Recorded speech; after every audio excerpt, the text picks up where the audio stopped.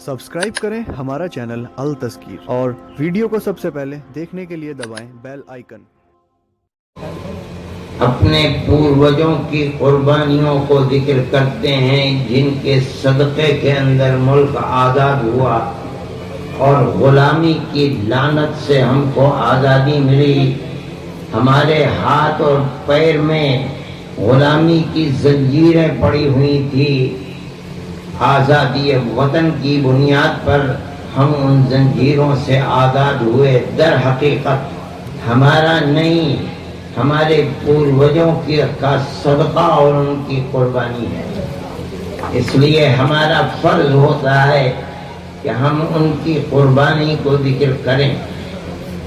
हाजी साहब ने 2 मरतबा हाजी शेख अब्दुल अजीज मुहद्दिस देहलवी का जिक्र किया है।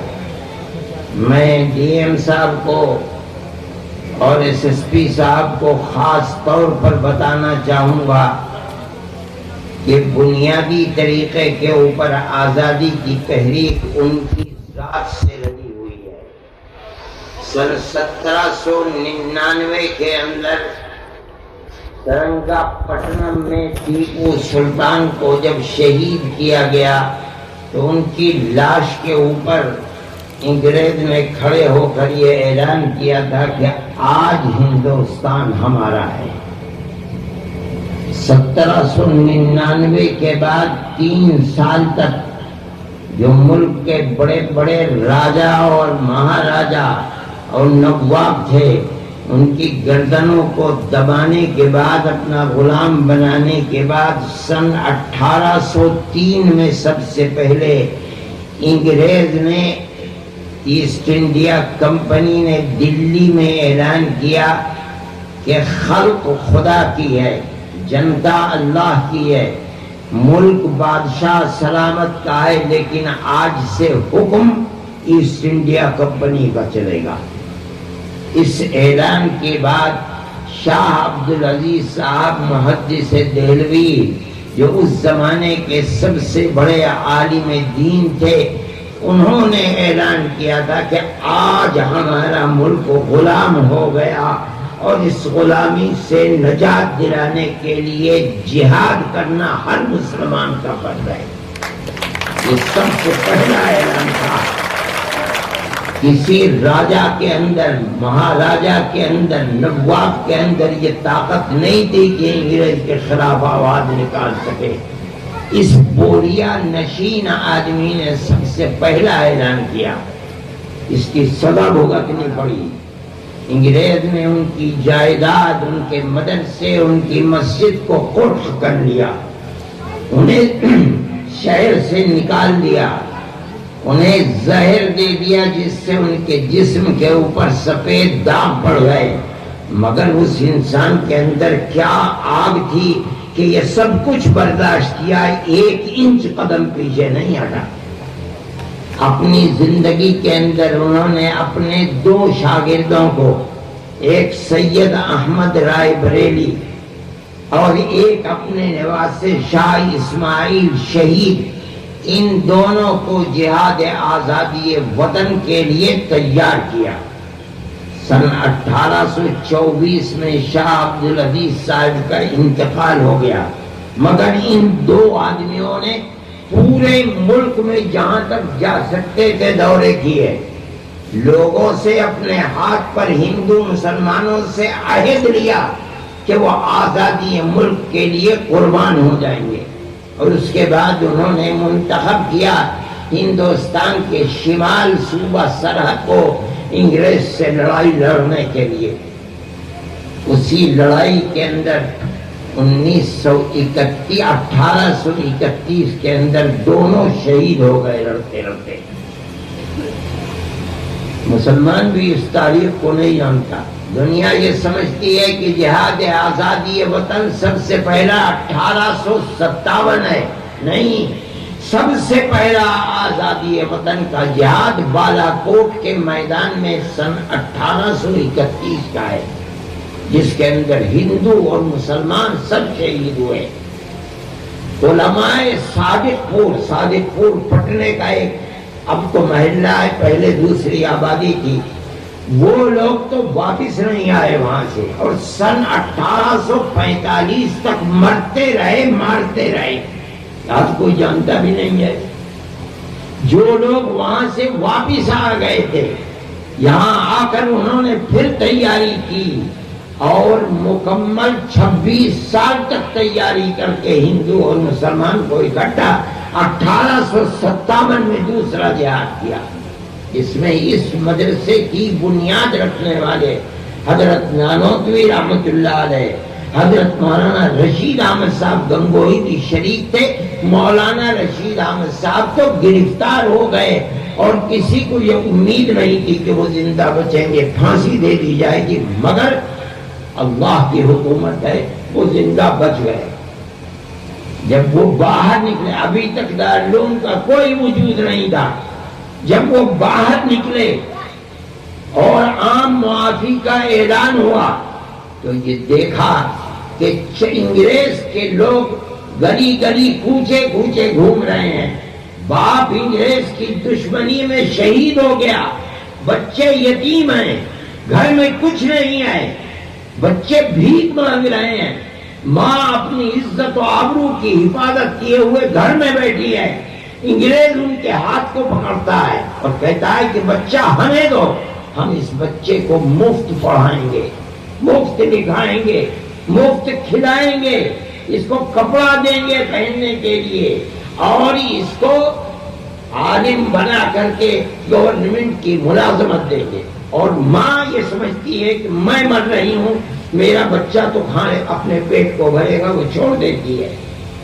ان لوگوں کے اندر غیرت تھی کہ وہ بچے جن کا باپ انگریز کے لیے قربان ہو گیا، جان دے دی، انگریز ان کے بچوں کو اپنا وفادار بنانا چاہتا ہے۔ انہوں نے 1857 کے بعد 9 سال کے بعد ٹھیک 1866 میں دارالعلوم دیوبند کی بنیاد رکھی اور کہا کہ بچہ ہمیں دو۔ انگریز کہتا ہے کہ ہم پڑھائیں گے، ہم لکھائیں گے، ہم کھلائیں گے، ہم پلائیں گے، ہم پہنائیں گے۔ ہم کہتے ہیں ہم مفت پڑھائیں گے، مفت لکھائیں گے، مفت پہنائیں گے، مگر اس کا باپ انگریز کا دشمن تھا، ہم اس کے بیٹے کو بھی ملک کی آزادی کے لیے مجاہد پیدا کریں گے۔ یہ تحریک ہے۔ ٹھیک ہے، انگریز تو یہ کہتا تھا کہ ہماری حکومت میں سورج غروب نہیں ہوتا، صحیح کہتا تھا، یہ تو فقیر لوگ تھے، ان کے پاس تو کچھ بھی نہیں تھا، یہ تو بوریے پر بیٹھ کر کے اللہ اور اس کی کتاب کا سبق دینے والے تھے، ان کے پاس کیا چیز تھی؟ انہوں نے اپنی پوری قوم کو لگا دیا اور قوم کو یہ سکھلایا اور پیغام دیا، اگر یہ مدرسہ زندہ ہے تو تمہاری آنے والی نسلیں زندہ رہیں گی، اگر یہ مر گیا تو تمہاری نسلیں مر گئی، اس کی مدد کرو۔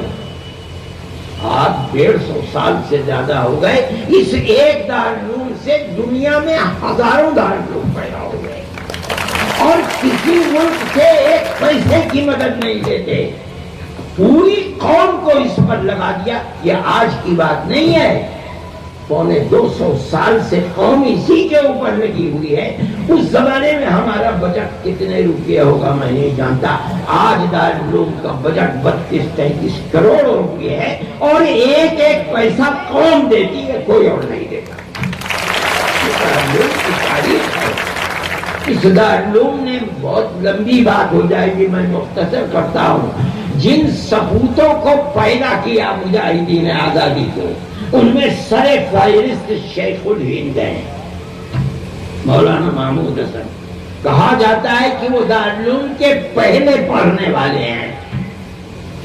جب وہ پڑھ کر فارغ ہوئے ہیں تو ان کے دل کے اندر آزادی وطن کی آگ چبھی ہوئی تھی۔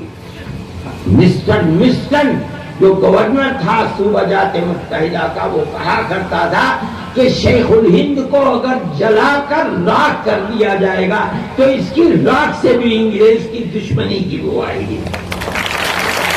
ایسا آدمی تھا، اس نے اپنی ساری زندگی کو قربان کر دیا، ایک جلا وطن حکومت بنائی افغانستان کے اندر، جس کے صدر راجہ مہندر پرتاپ سنگھ تھے، وزیر خارجہ حضرت شیخ الہند رحمۃ اللہ علیہ کے شاگرد مولانا عبید اللہ سندھی تھے۔ یہ ان کو بھیجا تھا کہ وہاں جا کر کے جلاوطن حکومت ہندوستان کے خلاف بناؤ۔ کوئی مثال ایسی نہیں ملتی کہ ہندوستان کے لوگوں نے کہیں جا کر کے جلاوطن حکومت بنا، اگر ملتی ہے تو دارالعلوم دیوبند کے سپوت سے ملتی ہے۔ یہ دماغ دیا انہوں نے، ان کے اندر آگ کتنی تھی میں آپ کو بتاتا ہوں کہ جب وہ وہاں سے واپس آئے اور 3 سال 7 مہینے کے بعد انگریز کو پتہ چل گیا تھا کہ وہ یہاں سے گئے ہیں سعودی عرب۔ اس زمانے میں سعودی عرب نہیں تھا، ترکی حکومت تھی، اور مولانا کا پروگرام یہ تھا کہ ترکی حکومت سے مدد لے کر وہ وہیں سے آزاد قبائل میں جائیں گے، افغانستان اور وہاں سے آزاد قبائل۔ اگر انگریز کو پتا تھا، اس نے طائف کے اندر رہتے ہوئے جو وہاں کی حکومت تھی اس سے کہہ کر کے انہیں گرفتار کرا لیا، اور گرفتار کرا کے ان کو وہاں سے پورٹ سعید مصر بھیجا، وہاں تھوڑے دن رکھ کر کے اور ان کے اپنے 4 شاگردوں کے ساتھ ان کو مالٹا بھیج دیا، جہاں انہوں نے 3 سال 7 مہینے قید بے مشقت گزاری ہے۔ ایک ساتھی حضرت کے شاگرد حکیم نصرت حسین غازی پور کے تھے، وہ وہیں ان کا انتقال ہوا، آج بھی وہیں ان کی قبر ہے۔ اس کے بعد یہ 4 ساتھی واپس آئے۔ میں ڈی ایم صاحب اور ایس ایس پی صاحب سے کہتا ہوں کہ جب جہاز گودی پر آ کر لگا تو ریاست بہاولپور جو آج کل پاکستان میں ہے، اس وقت تو ملک تقسیم نہیں ہوا تھا، سن 1920 میں ریاست بہاولپور کے جو جنرل سیکریٹری تھے یا چیف سیکریٹری کہیے ان کے نواب صاحب کے، ان کا نام تھا سر رحیم بخش۔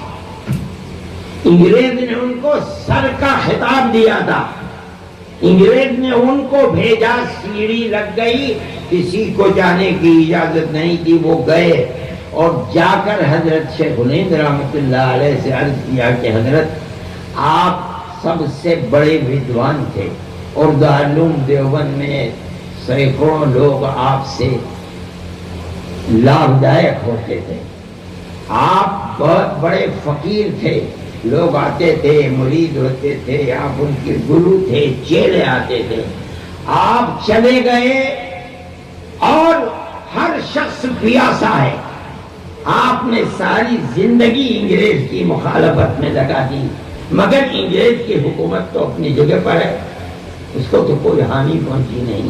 اب ہماری تمنا یہ ہے کہ آپ ایک جگہ بیٹھ جائیے دیوبند میں، بس اپنی اس تحریک کو ختم کر دیجئے تاکہ جو پیاسے ہیں ان کی پیاس تو دور ہو۔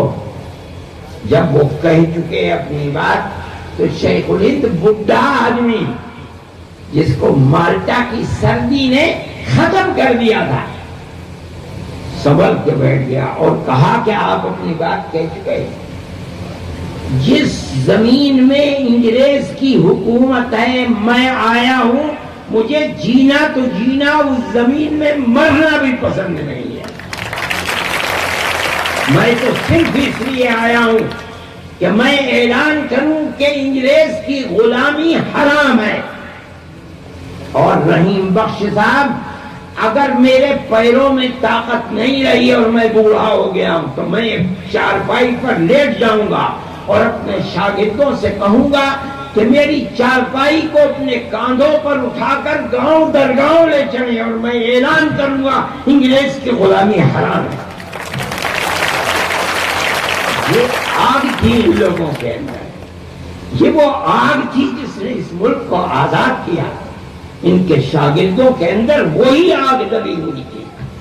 میرے بھائی، میں ڈی ایم صاحب سے کہتا ہوں، اب میری اس بات سے آپ توجہ کریں کہ اسی شیخ الہند کے نام پر اکھلیش حکومت سے کہہ کر ہم نے یہ ہسپتال قائم کرایا تھا، میڈیکل کالج سہارنپور کے اندر، شیخ الہند میڈیکل کالج، مگر نفرت کی سیاست کو آگ لگ جائے کہ اس کالج کو ترقی تو کیا ہوتی، جو وہاں بہترین ڈاکٹر تھے ایک ایک کر کے چن کر کے نکال دیا گیا. اور یہ میرے ایم پی صاحب بیٹھے ہیں، یہ میری بات کی تصدیق کریں گے. نہ دوا ملتی ہے، نہ ٹیسٹ ہوتا ہے. 10 بجے تالا کھلتا ہے اور دن میں 1:30 بجے بند کر کے بھاگ جاتی ہے. میرے دل میں یہ درد ہے کہ ایسا وطن کا سپوت جس نے اپنی جان کو قربان کر دیا وطن کے لیے اور اپنے شاگردوں کی ایک جماعت بنا لی، جب تک آزادی یہ وطن نہیں ہوئی اس وقت تک بیٹھے نہیں. آج اس کے نام کے اوپر جو میڈیکل کالج تھا اس کی ایسی درگت بنی ہوئی ہے، لوگ جانتے نہیں کہ وہ آدمی تھا کیسا. آپ کو اس میں مدد کرنی چاہیے. ایسے سپوت کے نام پر میں کہتا ہوں اگر کسی دوسرے کے نام کے اوپر یہ کالج ہوتا تو یہ بات نہ ہوتی جو آج اس کے ساتھ ہو رہی ہے. شیخ الہند کے نام کے لیے یہ کالج کچھ بھی نہیں ہے. دارالعلوم اور ساری دنیا کے اندر ہزاروں دسوں ہزار مدرسے، میں کہتا ہوں 50,000 مکتب اور مدرسے، وہ شیخ الہند کو زندہ رکھنے کے لیے کافی ہیں. صرف اس لیے کہ وہ لوگ جنہوں نے ملک کو آزادی دلائی ہے اپنے آپ کو قربان کر کے، ان لوگوں کے نام کے ساتھ اس قدر میں سمجھتا ہوں کہ لوگ تاریخ کو جانتے نہیں ہیں. اس میں آپ کو مدد کرنی چاہیے. شیخ الہند نے اپنے جانے سے پہلے اپنے شاگردوں کی ایک لائن لگا دی. حضرت مولانا مفتی کفایت اللہ صاحب شیخ الہند کے شاگرد ہیں. حضرت مولانا حسین احمد مدنی شیخ الہند کے شاگرد ہیں. عبید اللہ سندھی شیخ الہند کے شاگرد ہیں، جن کے دلوں میں آگ تھی. افغانستان، روس، ترکی اور کہاں کہاں ہو کر کے جہاں گئے وہاں انقلاب پیدا کیا. جمعیت علماء کا وجود انہی کے دم سے. سب سے پہلے صدر جمعیت علماء کے مستقل حضرت شیخ الہند جب وہاں سے واپس تشریف لائے 1920 میں تو دلی کے اندر جو اجلاس ہوا اس میں حضرت شیخ الہند کو صدر بنایا گیا اور اس کے صدر وہی تھے اسی جلسے کے، لیکن 12 دن کے بعد ان کا انتقال ہو گیا. میں یہ کہتا ہوں کہ یہ دارالعلوم کی تاریخ ہے. مولانا انس الرحمان سوہاری، مولانا بشیر بھٹا، مولانا حسین احمد مدنی، یہ وہ لوگ تھے اور فقیر لوگ تھے. میں کہتا ہوں شیخ الہند اتنا بڑا لیڈر اور مولانا ابوالکلام آزاد یہاں آ رہے ہیں ان کی زندگی کے اندر. سرحد کے گاندھی وہ آ رہے ہیں، گاندھی جی آ رہے ہیں، بیٹھ رہے ہیں. انہوں نے آ کر کے اپنے آپ کو فقیر بنا کر کے رکھا. آج ان کی قبر ادا کر کے دیکھو، ان کے خاندان کے اندر اگر اینٹ گر جاتی ہے تو اس اینٹ کو رکھنے کی طاقت نہیں ہے. آج جو لوگ سیاست میں 40-40 کروڑ میں بک رہے ہیں، پارلیمنٹ کے ممبر 1-1 ارب میں بک رہے ہیں، کہ وہ فقیر تھے جو چلے گئے اور کچھ لے کر کے نہیں گئے. تو ملک پر قربانی ان کا اپنا جذبہ تھا. ان کے جو شاگرد رہے مفتی کفایت اللہ صاحب مکان بھی نہیں ہے، حضرت مدنی کچھ بھی نہیں ہے چھوڑ کر کے رہے. جو بچوں کو وراثت ملی تھی وہ 150-160 ہوتی ہے. وراثت کے اندر بچوں کو اور بچیوں کی وراثت کیا تھا، کچھ نہیں لے سکتے تھے. ان کی زندگی فقر و تنگدستی کی زندگی. مگر آج ملک کے اندر اس کی کوئی قدر و قیمت نہیں ہے. آزادی وطن کے لیے کیا کیا لوگوں نے، کچھ نہیں.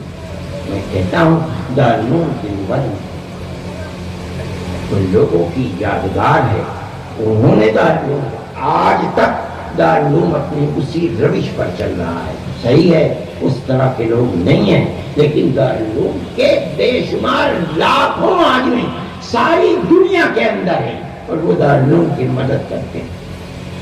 آدمی اپنا فرض سمجھتا ہے کہ ہم دارالعلوم کی مدد کریں، اس لیے کہ پورے 200 سال سے دارالعلوم نے وہ قربانیاں دی ہیں کہ جو کسی دوسرے کے اندر قربانی ہے. ہماری مادر علمی ہے.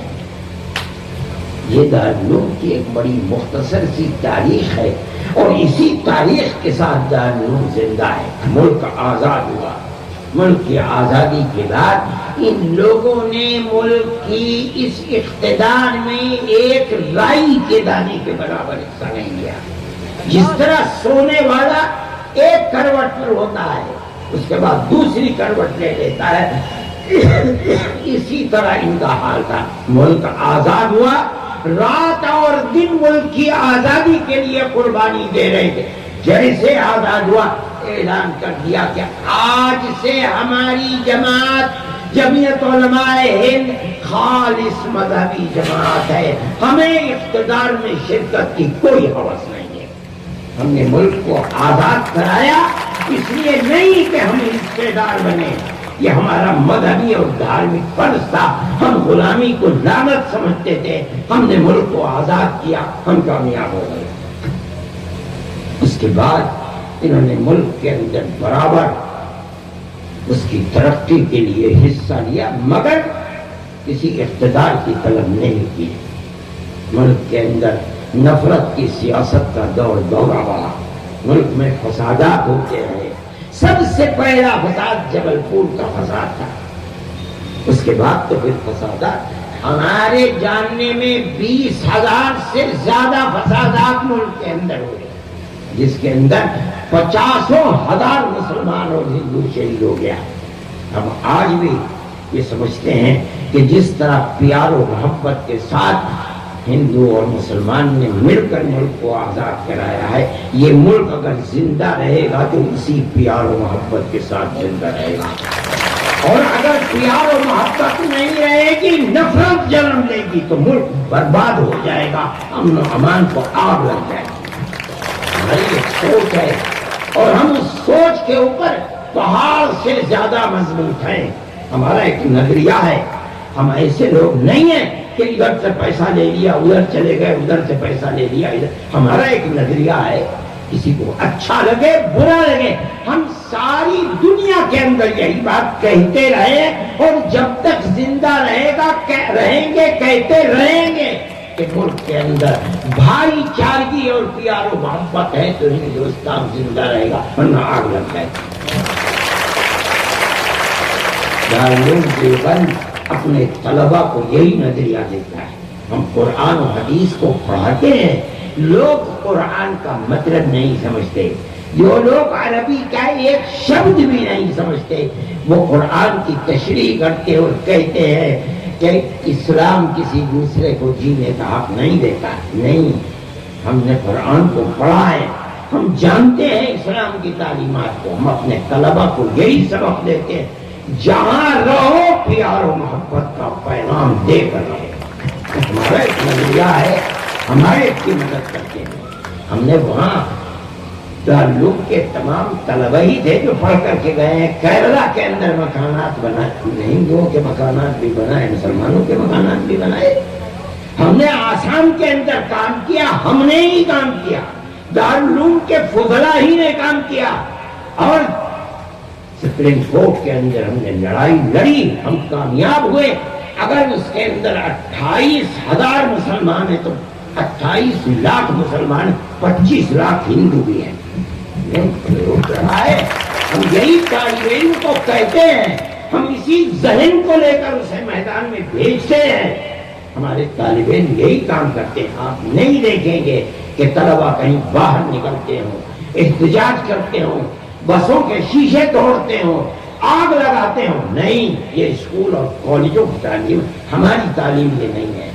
ہم تو ان غریبوں کو پڑھاتے ہیں جن کے پیر میں جوتے نہیں ہوتے, جن کے سر پر ٹوپی نہیں ہوتی, جن کے پیٹ میں روٹی نہیں ہوتی. ہم ان کو پکڑتے ہیں, مدرسوں میں لاتے ہیں, کھلاتے ہیں, پلاتے ہیں, آدمی بنا کر پیار و محبت کا میدان کے اندر چھوڑ دیتے ہیں. آپ حضرات یہ کہتے ہیں کہ ہمیں ایسے لوگ دنیا کی تعلیم کو بھی, ہم دنیا کی تعلیم کے مخالف نہیں ہیں, لیکن ہماری اس ملک کے اندر 10,000 نہیں, میں کہتا ہوں لاکھوں مسجدیں ہیں. ہمارے 25,000 مکتب ہیں, 10,000 ہمارے مدرسے ہیں, ہمیں اپنی مسجدوں کے لیے امام بھی پیدا کرنے ہیں، ہمیں اپنی لاکھوں مسجدوں کے لیے مؤذن بھی پیدا کرنے ہیں، ہمیں 50,000 مکتب کے لیے حافظ قرآن بھی پیدا کرنے ہیں، ہمیں 10,000 مدرسوں کے لیے قرآن و حدیث پڑھانے والے بھی پیدا کرنے ہیں۔ صحیح ہے کہ ہم دنیا کی لائن کے اندر جائیں، ہم کسی کو منع نہیں کرتے، جس کا جی چاہے ڈاکٹر بنے، جس کا جی چاہے انجینئر بنے، بے شمار لڑکے ہیں جو کالجوں کے اندر جا کر کے پڑھتے ہیں، کسی کی مخالفت نہیں کرتے، لیکن ہمارے سامنے یہ چیز ہے کہ ہم اپنی مسجدوں کو آباد کیسے رکھیں، انہیں افراد کیسے مہیا کریں۔ پھر بھی آپ یہ کہتے ہیں ہم نے ایک پروگرام بنایا ہے اور ہم اس پروگرام کو دائیں بائیں سے ہر طرف سے دیکھ رہے ہیں، اگر ہمیں کامیابی ہوئی تو ہم اس سلسلے کے اندر دنیا کی تعلیم کو بھی اس کے اندر داخل کریں گے۔ یہ ہمارے آنے والے دنوں کے اندر پروگرام ہے، کیا ہوتا ہے اور ہم اس میں کامیاب ہوتے ہیں یا نہیں ہوتے ہیں، ہم اس چیز کو دیکھ رہے ہیں۔ ہمارے بچے ڈاکٹر بھی ہیں، بہت انجینئر بھی ہیں، اور جیسے کہا تھا IAS کی انہوں نے امتحانات دے کر کامیابیاں بھی حاصل کی ہیں، ایسا نہیں ہے کہ ہم جدید تعلیم کے مخالف نہیں ہیں، لیکن ہمارے سامنے مجبوریاں ہیں۔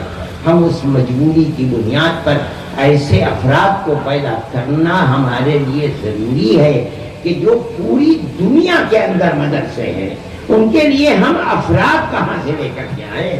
ہمارے خدرا سوئٹزرلینڈ کے اندر بھی بیٹھے ہوئے ہیں، امریکہ میں بھی بیٹھے ہوئے ہیں، برطانیہ کے اندر بھی بیٹھے ہوئے ہیں، ساؤتھ افریقہ میں بھی بیٹھے ہوئے ہیں۔ میں گیا ہوں زامبیا وغیرہ کے اندر، ان جنگلات میں جہاں آدمی ڈرتا ہے، دارالعلوم اور دارالعلوم سے ملحق درس گاہوں کے مدرسوں کے طلبا وہاں بیٹھے ہوئے ہیں اور اسلام کی خدمت کر رہے ہیں۔ یہ ہماری ایک ضرورت ہے، ہم اس ضرورت کو پورا نہیں کریں گے تو اس کا مطلب ہے کہ ہم اپنے پیروں کے نیچے سے زمین نکال دیں گے۔ اس لیے ہمارا ایک نظریہ ہے، ہم اس نظریے کے اوپر چل رہے ہیں، ہمیں دنیا کی تعلیم سے کوئی اختلاف نہیں ہے۔ میں یہ سمجھتا ہوں کہ میں نے جو بھی تاریخ ذکر کی ہے وہ ایک تاریخ بڑی مختصر سی تاریخ ہے، اس لیے کہ میں جانتا ہوں کہ 12:30 بج گئے ہیں، ان حضرات کو اور بھی جانا ہوگا۔ میں یہ کہتا ہوں کہ دارالعلوم کے اندر جھنڈا لہرانے کی یہ چیز کوئی آج ہی نہیں ہے، پہلے بھی ہوتا تھا۔ وقت ایک پروگرام برض اولاد کے اوپر مستقل ہوتا تھا، طلباء اور اساتذہ کا دارالعلوم کی طرف سے پچھلے سال بھی کہا گیا تھا کہ میں یہاں اس طریقے کا پروگرام دارالعلوم کے احاطے میں کروں، لیکن میں نہیں کر سکا، اس لیے کہ میں پروگرام دوسری جگہ دیکھ پا تھا۔